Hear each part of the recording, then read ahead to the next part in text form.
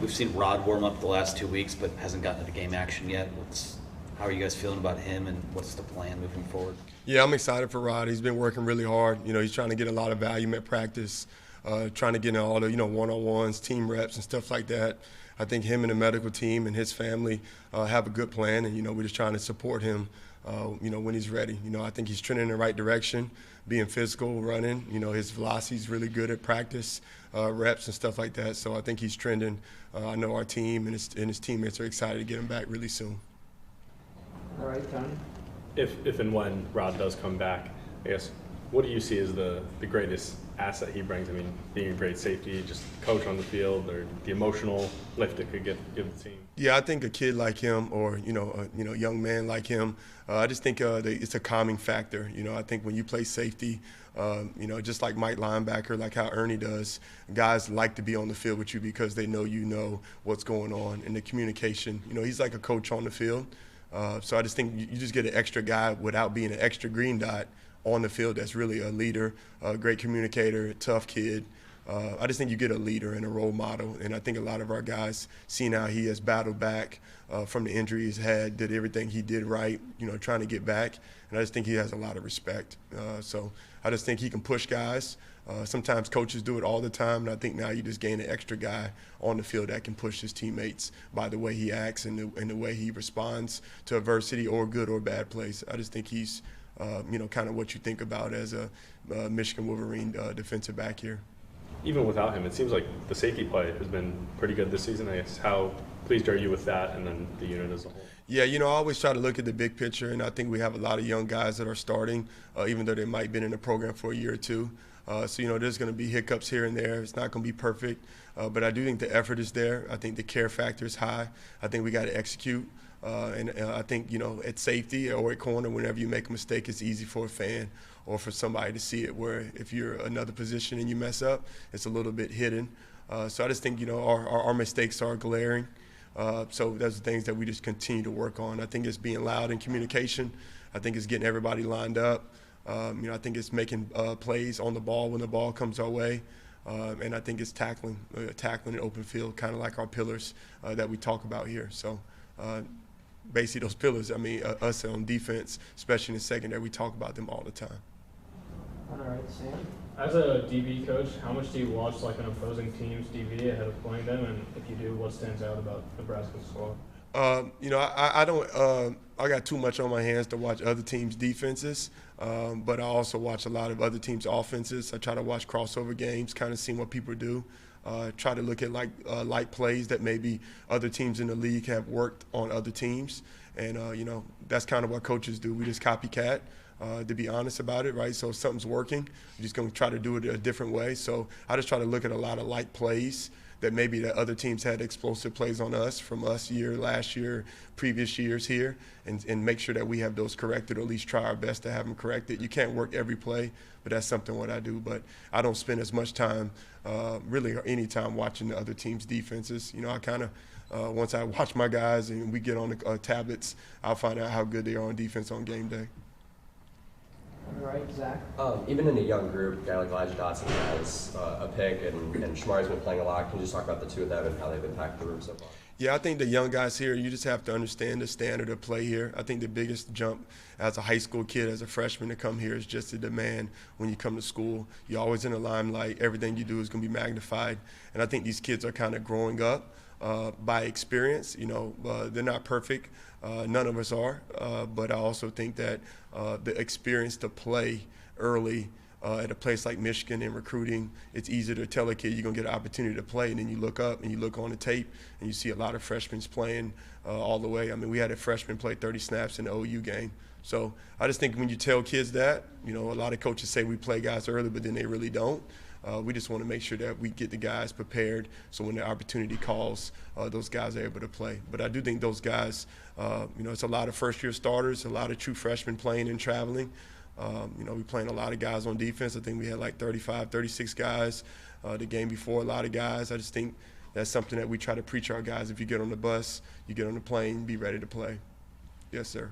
Back left, Alejandro. On a similar note, what was it about Jaden Sanders that made him the top option behind Zeke to earn those snaps? Well, I think But the crazy thing about Jaden to me is, he wasn't early enrollee, so he got here in the summer because he was doing basketball and stuff like that. I think his dad is a former DB at TCU.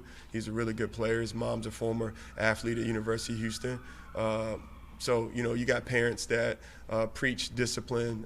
He's coming from a blue-collar program in Kilgore, Texas. They're tough-nosed blue-collar program. He played offense and defense. A lot of our DBs that we recruit here do that in high school. I just think he's mature. You can coach him. He's smart. He works really hard. And I think when his time was come, he was ready to go. And I think that's really all about football. You never know when your time's ready, but a lot of guys aren't ready when their time comes. And I think he's done a good job of just working while he's waiting. I think he was probably, when he got here, maybe the 7th, 8th corner on the depth chart, had some injuries, beat a couple guys out, and he's done a good job. So I'm just excited about him growing. Of course, he's still got to clean up some things like we all do, but I'm excited for him and his family. In the back right, Charles. Yeah, where does Zeke Berry stand going into this weekend? Yeah, Zeke Berry's moving around, trying to get some stuff going. He did it last week as well. I just think it's kind of at corner it's a little different than other positions. You want to get back and feel comfortable when you get back, and you have to be able to push off. You have to be able to jump. It's not like a receiver where, they tell you run a 10-yard stop, and you just run 10 yards and stop, and I know it's more than that. But at DB, you don't know what they're doing. You're all off reaction. So I think that's the one thing when you look at a DB, when they get hurt, you have to be able to respond to whatever somebody's doing in front of you. So I just think it takes a little bit more time. So I think Zeke's been working really hard. We have a great medical staff here and team here. So I'm excited, hopefully we can get him back this week. He's practicing and stuff like that. We just got to make sure he feels comfortable, and we don't want to re-injure anything. So that's not really my expertise, but if he's ready to go, y'all know what you'll get from Zeke. He'll give you everything he got every single play. So I'm excited if we can get him back this week. On the left, Ryan. As you've mentioned, you do have a lot of young players and experienced players in the secondary. Now heading into Big Ten play with the stakes higher, who do you think has separated themselves at corner, safety, and nickel to kind of earn larger roles heading into? Yeah. To me, guys earn their own roles, and I think film doesn't lie. So I think the guys that y'all have seen me playing early in games is kind of the guys that you would say that's probably the mainstays. And I think there's some guys that are catching up. They have to get opportunities in the games. When I'm looking for young guys, maybe in a game like last week, is who's communicating no matter what the score is. Who's playing with great energy, who's competing on the ball, who's making tackles in open field. And I think the more and more you see that with young players, y'all can see that the guys you have to continue to play them. If you can run and hit on defense, now you got a better chance to play on special teams as well. So I think a lot of our young players, they need to get on teams and do a great job on teams so they're not sitting on the sideline and they're not warm when you put them in the game on defense. So I think it's just kind of a mix between both. I think everybody wants to play defense because, most people come here and that's where they want to be, the starting corner, starting safety. But I think the roles of our freshmen and our young players have to improve on special teams so we can play them on defense. So the guys that you've been seeing are kind of the guys that are going to play at safety. We're really going. If they travel, I think we travel 7 or 8 guys at corner and safety. My plan is to play them all if we can, if he gets in the right spot. But I don't want to play a kid one play earlier than he's ready. So, kind of the guys that you've been seeing in the lineup, those are the guys that we're rolling with. Guys get hurt here and there. They're not going to stop the game for somebody getting hurt here. So it's going to be the next man up. So the depth chart's moving every day. Our guys know that. So we just try to do a good job with that. Right here, Aaron.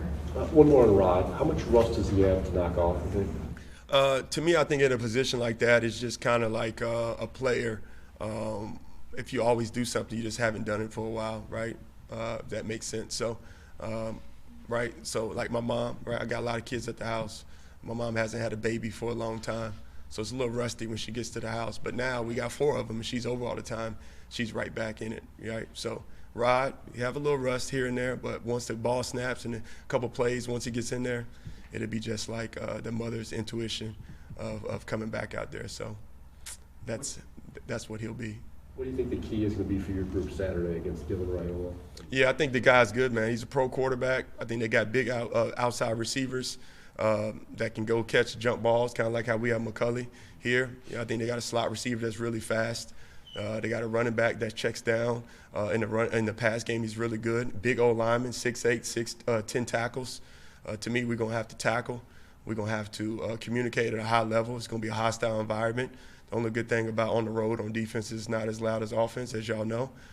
But it's just going to be, I mean, everybody, I had never been to Nebraska besides recruiting back in the day at JUCOs, but they said that place is unreal, man. It's a great atmosphere. Our kids are fired up. We're just trying to go 1-0 this week on the road in Big Ten play. And I think if we can just focus on what we need to do to be physical and be tough, tear off blocks, I think we'll have a chance. But I do think the quarterback's as good as advertised.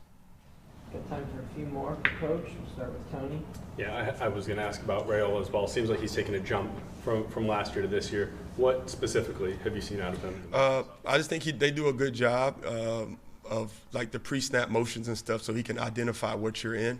I think he scans the field. If you watch his TV copies, which I know y'all watch some, you see his head's always moving, trying to see where the ball's going, where he needs to get the ball out quick. So we got to do a good job and try to disguise coverage on him, trying to show him a picture and changing it on him, show a picture and stay in the picture. We're going to have to do that because if not, I mean, he'll just dink and dunk you all the way down the field. And I think he's good enough to do that. He has a strong arm. They do a good job of protecting him, not letting him get hit.